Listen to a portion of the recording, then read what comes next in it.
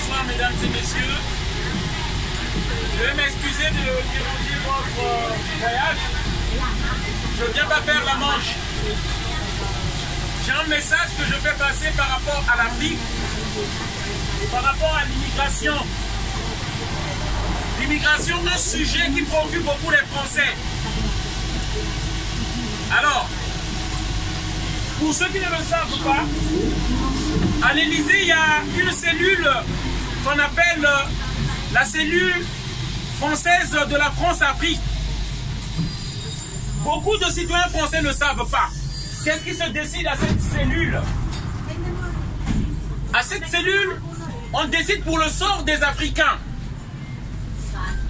La majorité des pays africains, les dirigeants sont choisis dans cette cellule. Alors qu'on nous parle d'une démocratie, alors que en France, par rapport à l'Afrique, ce n'est pas une. L'Occident, donc les pays dans l'Occident comme la France, attaquent les pays africains ou déstabilisent les démocraties sous des prétextes fallacieux de démocratie.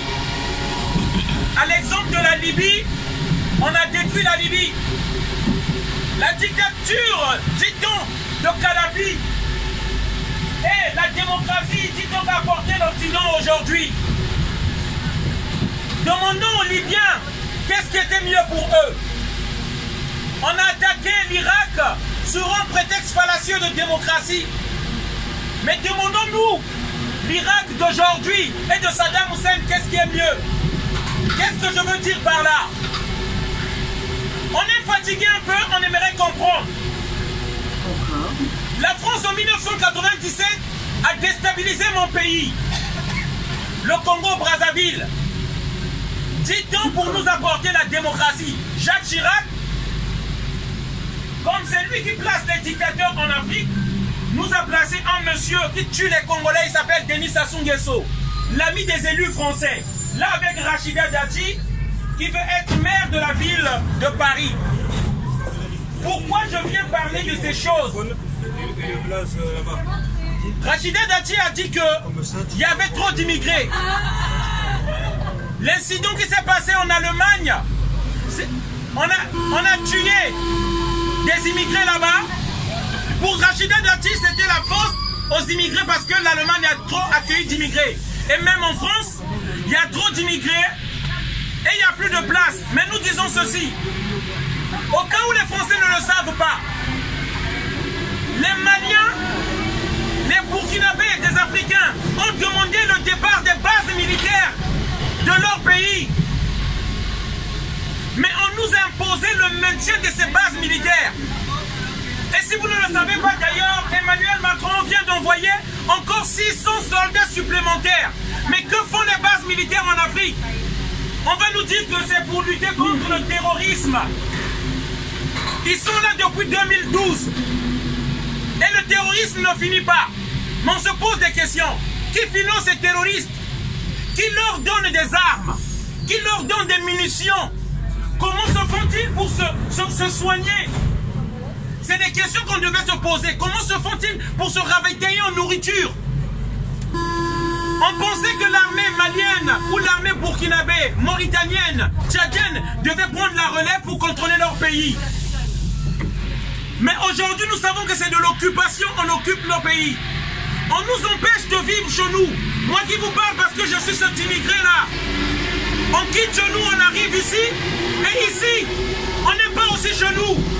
Par la discrimination, on n'est pas aussi chez nous. On expulse les gens. Ces gens qui quittent l'enfer où se trouvent toutes les entreprises françaises. Bouygues, Bolloré, Total, Elf, Oreno au Niger. Les compagnies pétrolières qui pillent nos richesses. C'est ça la réalité. L'Afrique n'est pas pauvre, elle est appauvrie. Ici, nous voyons un enfant qui se promène sur un pipeline de pétrole. Ce pétrole va en quelle direction? De l'Europe. Pendant qu'il cherche sa nourriture dans les immondices, dans les déchets. Attention, des pickpockets. Pendant que notre peuple est affamé, le pétrole vient où? Et c'est pour ça qu'on tue les Africains.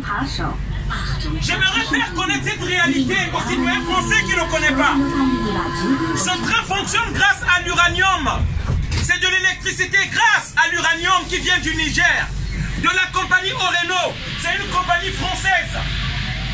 Parce que lorsque les Africains viennent ici, on nous dit qu'on est pauvres. Mais ces minéraux, ce pétrole, ces richesses, on les prend d'Afrique. Le citoyen français se dit, c'est pas nous, ce sont nos dirigeants. Les citoyens français aiment dire, l'esclavage, c'est pas nous, ce sont nos pères qui ont fait l'esclavage. Mais les retombées, les bénéfices, bénéficient aux descendants, aux enfants de la France. Et moi, je dis que nous ne devons plus continuer à ça. Les Africains meurent en milliers. Lorsque nous voulons demander nos droits, on nous impose des dictateurs par les grandes puissances comme la France, les États-Unis, la Belgique. Voilà le message que je voulais faire passer. Pour que les gens comprennent, je ne suis pas là pour demander de l'argent, mais je suis là pour faire passer ce message capital pour nous. Beaucoup d'Africains sont en train de mourir. Et je termine par là. En RDC, le plus grand génocide après la Deuxième Guerre mondiale se passe au Nord Kivu de la RDC. Pour les smartphones, les portables que nous avons, ce sont des portables de sang. On tue des femmes, on tue des enfants, on viole des enfants en RDC. Il y a un peuple Nonda qu'on appelle le peuple Nonda. On est tué là-bas. Et ça, le reste du monde, on est indifférent devant cette réalité. Si c'était des blancs qui étaient en train de mourir, la terre allait trembler. Mais nous avons tous un lien avec la RDC par les portables que nous avons.